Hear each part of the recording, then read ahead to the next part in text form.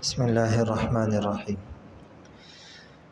جن صورتوں میں اذان کا جواب نہیں دینا چاہیے: نماز کی حالت میں، خطبے کی حالت میں، چاہے وہ خطبہ جمعہ کا ہو یا کسی اور چیز کا، عورت کو اپنے مخصوص ایام میں، علم دین پڑھنے اور پڑھانے کی حالت میں، قضاء حاجت کے وقت، کھانا کھانے کی حالت میں جواب دینا ضروری نہیں۔ البتہ ان چیزوں سے فرصت کے بعد اگر اذان ہوئے زیادہ دیر نہ ہوئی ہو تو جواب دینا چاہیے، ورنہ نہیں۔ اذان اور اقامت کی سنتیں اور مستحبات۔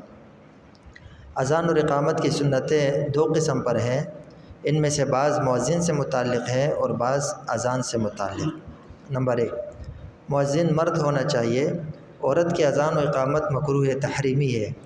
اگر عورت اذان کہے تو اس کا اعادہ کر لینا چاہیے، اقامت کا اعادہ نہیں، کیونکہ اقامت میں تکرار نہیں۔ نمبر 2، مؤذن کا عاقل ہونا۔ مجنون، نشئی اور ناسمجھ بچے کی اذان و اقامت مکروہ ہے، ان کی اذان کا اعادہ کر لینا چاہیے۔ مؤذن کا مسائل ضروریہ اور نماز کے اوقات سے واقف ہونا۔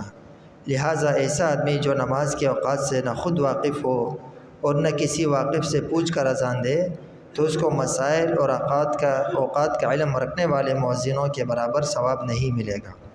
مؤذن کا بلند آواز ہونا۔ اذان مسجد سے علیحدہ کسی اونچے مقام پر کھڑے ہو کر کہنا اور اقامت کا مسجد کے اندر کہنا۔ اذان کا مسجد کے اندر کہنا مکروہ ہے، البتہ جمعے کی دوسری اذان کا مسجد کے اندر ممبر کے سامنے کہنا مکروہ نہیں، بلکہ تمام اسلامی شہروں میں معمول ہے۔ اذان سے مقصود یہ ہے کہ زیادہ سے زیادہ لوگوں کو اس کا علم ہو جائے کہ جماعت قائم ہونے والی ہے، اور ظاہر ہے کہ مسجد کے اندر اذان دینے سے آواز اتنی دور نہیں جاتی جتنی مسجد سے باہر اونچی جگہ پر اذان دینے سے جاتی ہے۔ لیکن آج کل عام طور پر لاؤڈ اسپیکر پر اذان ہوتی ہے، جس سے مقصد حاصل ہو جاتا ہے، اس لیے لاؤڈ اسپیکر پر مسجد کے اندر اذان دینے میں بھی کوئی کراہت نہیں۔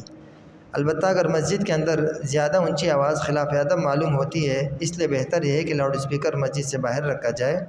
اگر مسجد سے باہر بسہولت انتظام نہ ہو سکے تو مسجد کے اندر بھی کوئی مضائقہ نہیں۔ اذان کھڑے ہو کر کہنا۔ اگر کوئی شخص بیٹھ کر اذان کہے تو یہ مکروہ ہے، اس کا اعادہ کرنا چاہیے۔ البتہ اگر مسافر، سوار ہو یا مقیم صرف اپنی نماز کے لیے اذان کہے تو پھر اعادے کی ضرورت نہیں۔ الحمدللہ رب العالمین والعاقبۃ للمتقین والصلاۃ والسلام علی سیدنا المرسلین۔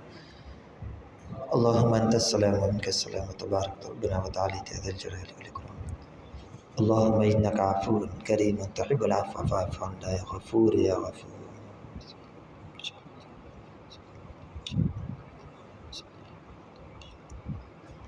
صلی اللہ تعالیٰ علی خیر خلق محمد وعلی آلہ وصحبہ اجمعین، آمین برحمتک۔